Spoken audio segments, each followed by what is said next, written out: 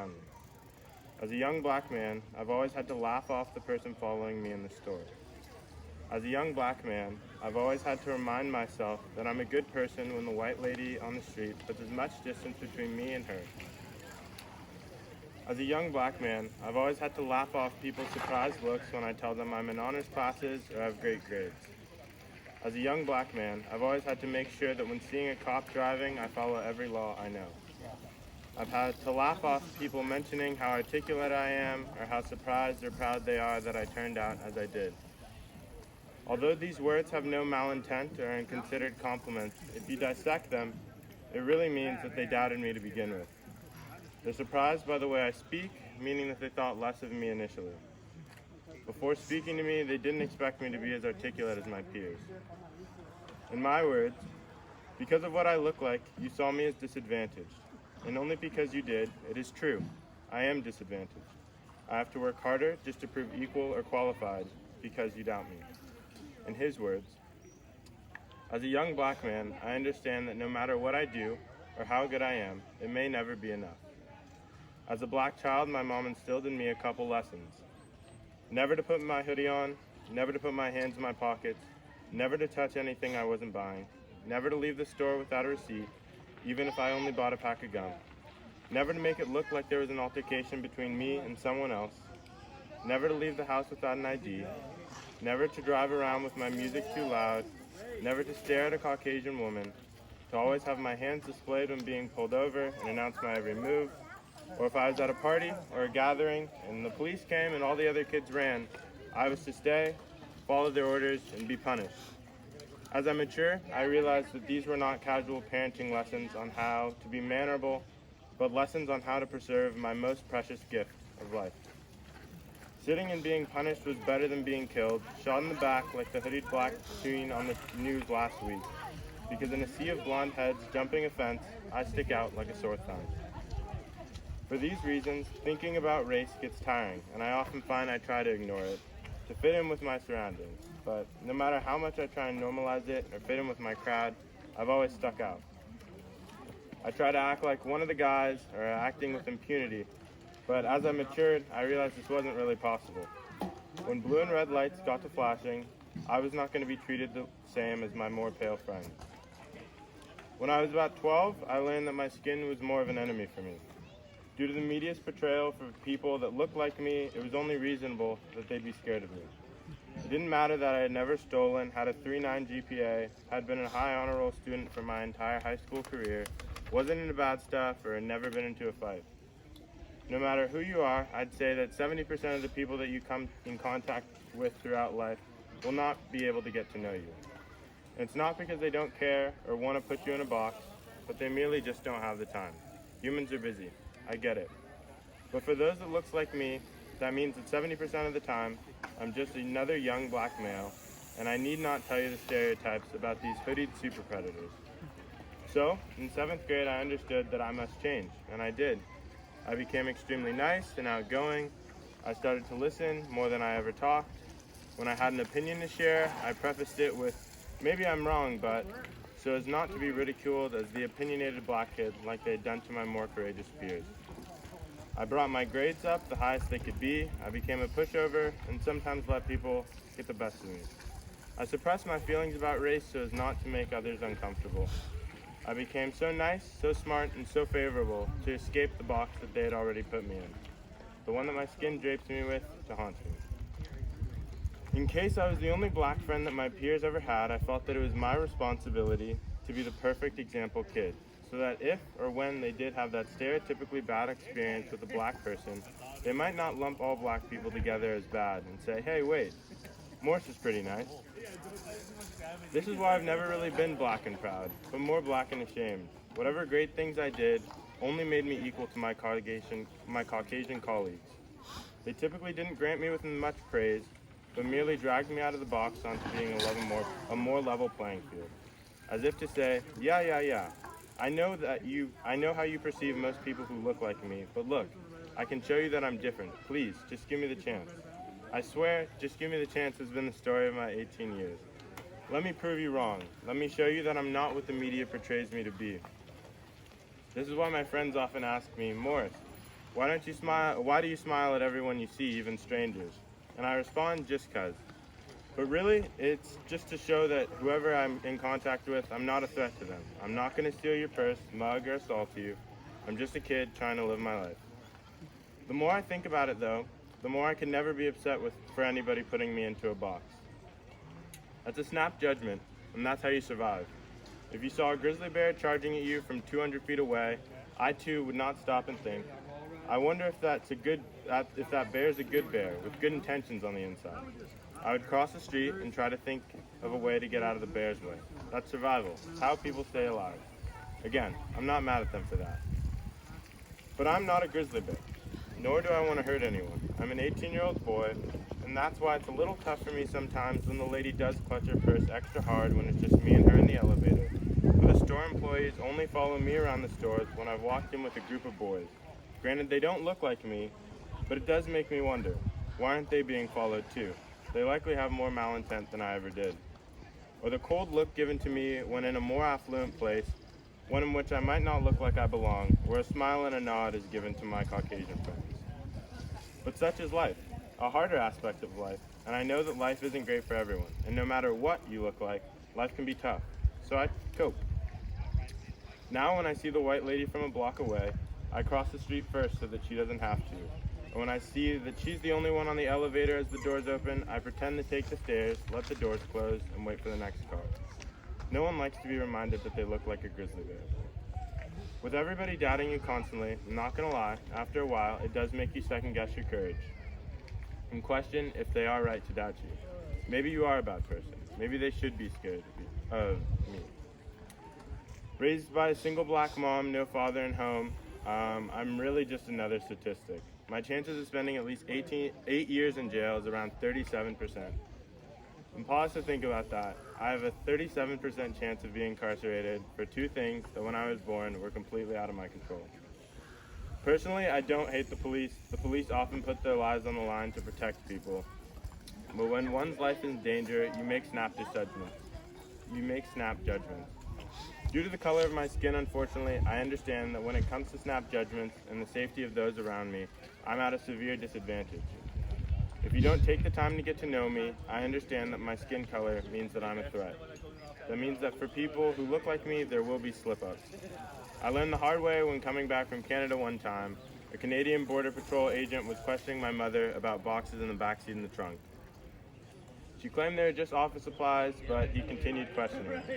My naive 15-year-old self thought I would help by reaching in the back to show him what was in the box. But upon turning around, I realized the mood had changed. He had a very stern look on his face, and both hands were to the right side of his hip. I showed him the office supplies in the box, and only after he raised his voice at me, explaining that I had nearly just been shot for reaching what he might not have thought were office supplies. The fear in my mother's eyes when she saw where his hands were placed, I will never forget. I get it. I know how I look, and he didn't know if I was going to pull a shotgun or some notebooks out, but it would be in his best interest to not take the chance. However, the other day on my way to work, I was made late due to a health workers' protest on Capitol Hill. At first, I was confused seeing all the white lab coats and scrubs marching with signs, but after reading them, I was really touched. I mean, there had to be at least 500 people all masked up and marching around Harborview Medical Center. Truthfully, right there at that stoplight, I burst into tears, and I didn't stop crying until I got into work. I felt that those people kind of loved me for the first time. A massive number of people who looked nothing like me were going to fight for me.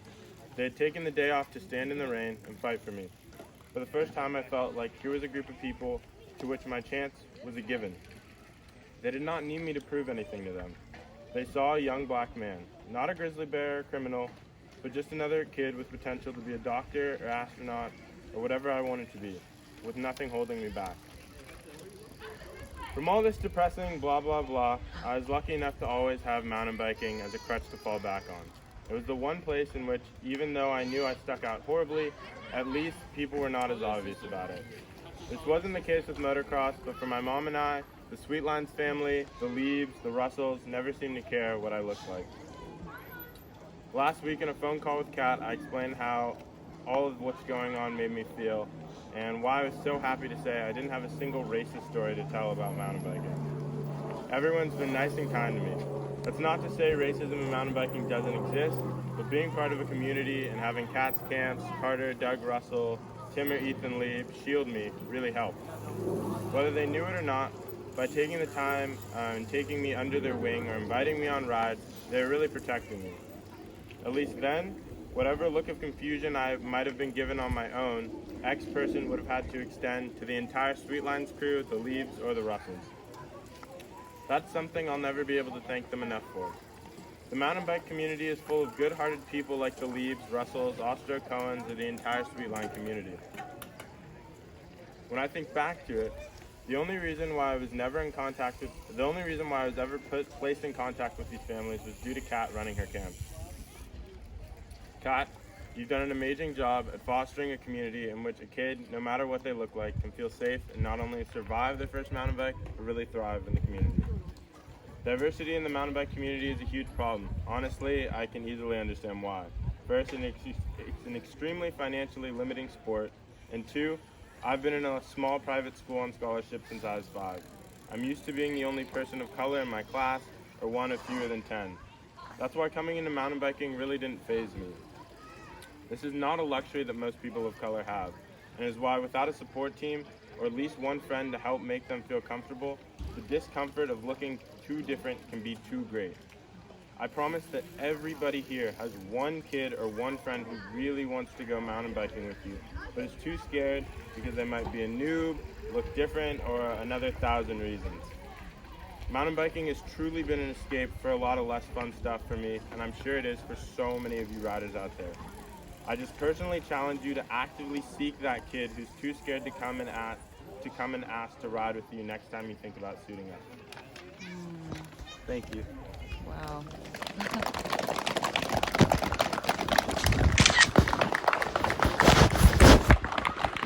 So much,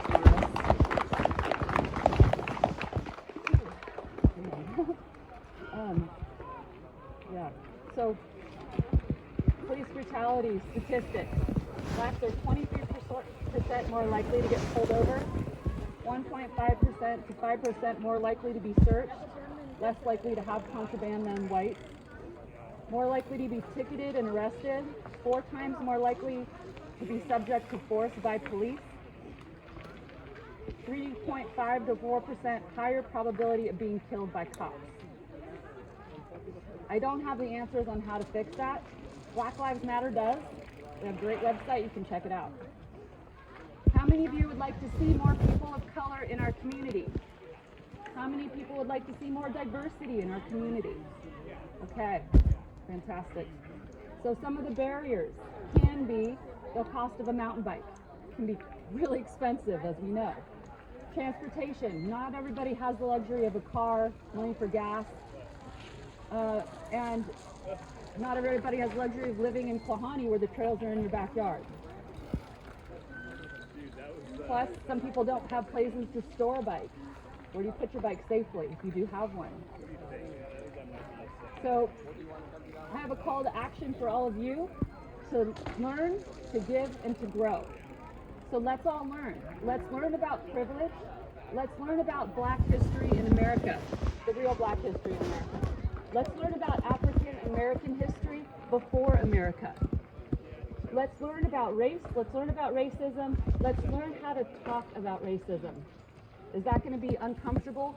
Absolutely. Am I going to mess up as a white woman? Absolutely.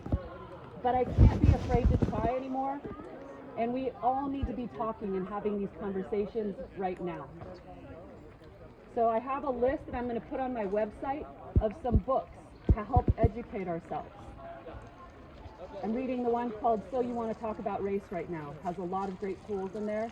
There's White Fragility, is another great one. How to be an anti-racist. Kids book, there's a book called Resist.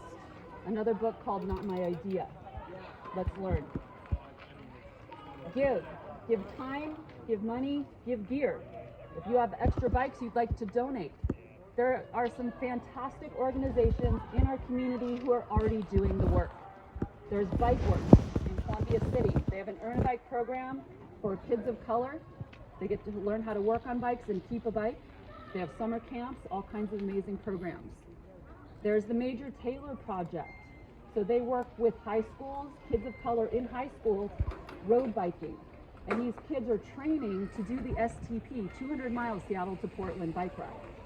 Fantastic program. I just joined the King County Play Equity Coalition. So it's about all kinds of play. I'm hoping to bring more mountain biking into that. Then the Evergreen Mountain Bike Alliance. So Evergreen has some pretty cool projects they're working on. One thing that I'm really passionate about is pump tracks, bringing mountain biking to communities instead of having to drive places. Pump tracks are fantastic for that. I just went to the pump track in Wenatchee, the paved one that Evergreen just built. It's amazing. It's been open for 2 weeks. I was there on a Monday morning. There were about 25 kids there on all different modes of wheels, from scooters to push bikes to bikes with coaster brakes to Walgreens bikes or Walmart bikes to really fancy mountain bikes. There was the whole gamut. There was the whole gamut of income levels. There were different races, different backgrounds, all riding together on that pump track, and it's only been there for 2 weeks. If we could have pump tracks like that in communities of color, in diverse communities, it gets people into mountain biking. BMX bikes are way less expensive than mountain bikes. Dirt jumpers are less expensive as well. It's much more accessible. And we all know as soon as you get into bikes, you learn the love of it. And there's so many avenues bikes can bring us to, right? They could be transportation. It can be road biking. It can be for health. It can be for fun. We can do it for mountain biking, for jumping. There's so many ways we can get into bikes. And I feel like pump tracks are a gateway to that. So Evergreen is working with some different communities. They're talking about putting one under Colonnade. They're talking about Burien. There's a couple different places. So they're partnering with cities to make those happen. When that does happen, if they need any help, I'm definitely putting the word out because I do feel very passionately about that. Then grow. So let's grow as a community. If we see people of color in our parks, say hi, be friendly, smile, reach out. If you have friends of color, like Maura said, reach out to them. Want to try mountain biking? I have a bike you can borrow. Come with me. Come check it out. Let's continue to grow a diverse and inclusive community. So Sweetlines, what we are doing internally, we've always offered scholarships. I've never really publicized it, but we're going to specify 3 scholarships to kids of color. So we'll probably be working with a specific school each year or a program each year so they can come to our summer camps. Ride Bicycles is offering to donate 3 bikes for them to use for those camps if they need a bike. I'm not sure how transportation works, so these are all things that we'll figure out for next summer. I'm also working with some other organizations with the possibility of creating some sort of a thing where race promoters and event promoters could be a part of a scholarship program where we all offer so many scholarships for our events to people of color. So lots of cool things going on. We're also internally with Sweetlines creating our own youth equity coalition. So I'm really excited about that. I feel like youth have the power and the energy and the voice, and I want them to have that voice and be able to do great things with it. So we're starting that as well. We're going to continue to educate ourselves, doing diversity, equity, inclusivity training, and we're going to continue to grow an inclusive and diverse community. So I want to thank all of you for being here and for being a part of this community and for showing passion and how important this is right now. So thank you all for being a part of this. Thank you, Morris. I want to hug all of you. COVID needs to go away. All right. Should we do a couple more Luna laps? Let's do some more Luna laps. And then I'll put all this on the website. Yeah, thank you. What's that? Oh my God, right? Yeah.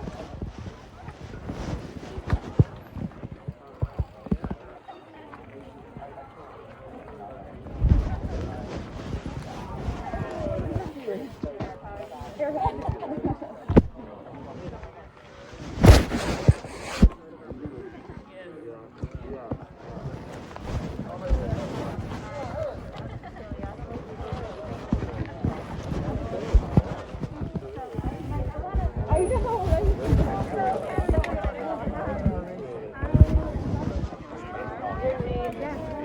out the story and it's still standing out. So it's just like trying to spotlight it.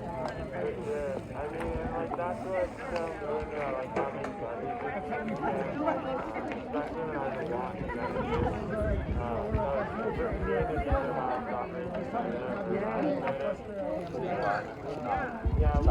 go to the back and like people are nice. Especially being a Exactly. I mean, having like a friend for me, just like my mom and I going to the track and stuff, and after a while, And I would love to add that to the list. I meant to tell everybody to give me more of it.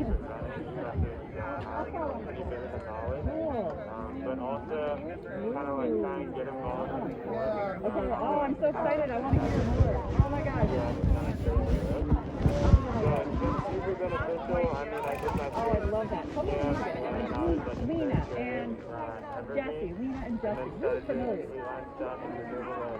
Oh, that's why I know you. Yay. Oh, did you were you at the meeting? Were you part of the meeting? Yes. Okay. You're Lena. Got it. Thanks for the name. Oh, cool. Oh my gosh. Thank you. Yes, you too. Right? I'm Kristen with you. Oh, yay, Kristen. I can't recognize you. There you are. Okay. I'll learn your eyes. Oh, and Jenny? Oh, cool. Yay. Oh, good. Oh, good. Really? Oh my gosh, my pleasure. Yeah, I'm excited to meet up with you and like talk about I was a white guy in the middle of all that, so I was white prayer and all that. I mean, I think it makes a lot of sense. You know, when I can hear what you're talking about, it's like, yeah. I'm like the one white guy that did that. Like, all of them went through that. Always going there, like, all of the time. Just like a thing.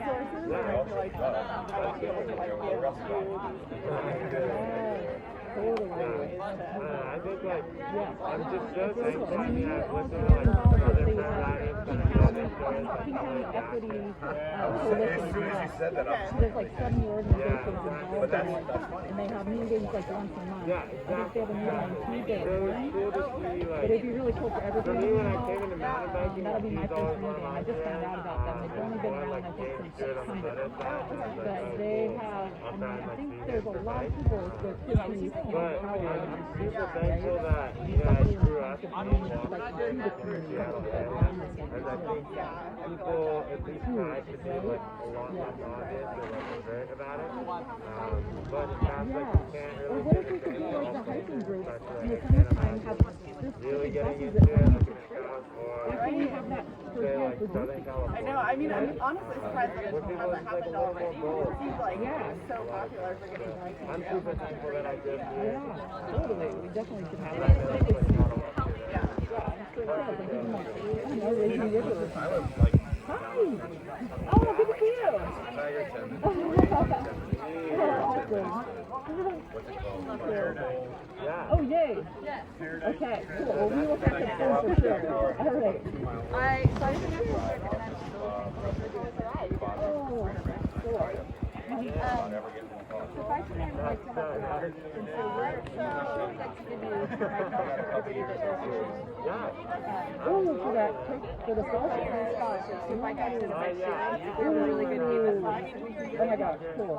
But we'd also like to help out with transportation. So if we could know that. Oh my gosh, that's amazing. Well, and figure out what we need to do. Yeah, so I'll email you. But Okay. Dr. Nang will help you out in any Oh way. my gosh. We're committed to helping people who are already working. Yes. Oh, that's so cool. I love that. Oh my gosh, that's massive. And then, have you been to Beach House? Not yet. I'm dying to go. So it would not be. You did? I Yeah, need to we're go. not going to maybe take some things there about it, about like ways to get in here, like because Oh, it's yeah. like a love fest. Oh my god, it's so crazy, like what you see on CNN versus Oh my what you- god! Oh my god, I It's can't wait to so go. cool. little when we were there, Audrey and I were there, the smell of the marijuana is so strong in Cal Anderson. But then you go over to the place where everybody is, and it's just like a street fair. It's really cool. Oh my gosh, that's amazing. Yeah, it's really Oh, I fun. have to check it But out. they have a lot of good resources there. Okay. Oh, fantastic. Oh my gosh. Cool. I love the purple leather. Thanks for doing this. Oh, so good to see you. Yay. It's like that's always the largest. Yes. Okay. Okay, thank you for being here.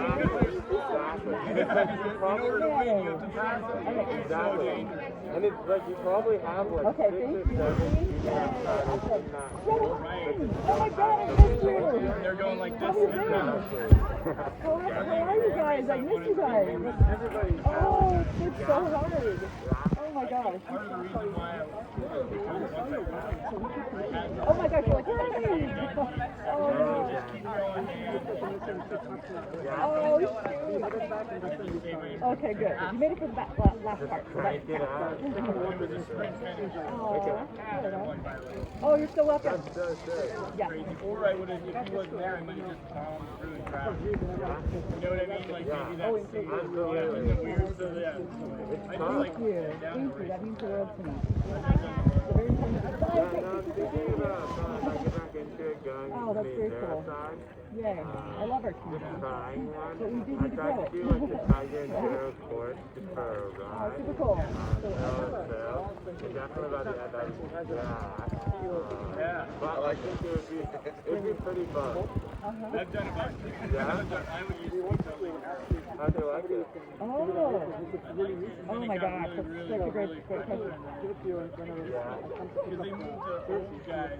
Oh, cool.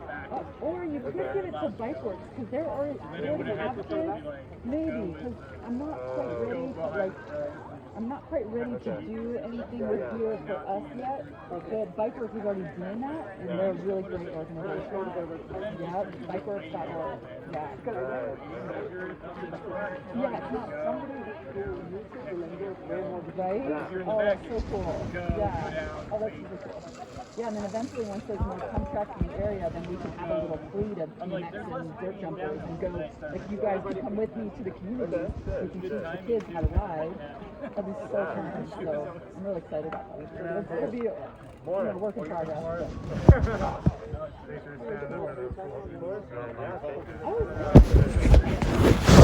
What time is it? We don't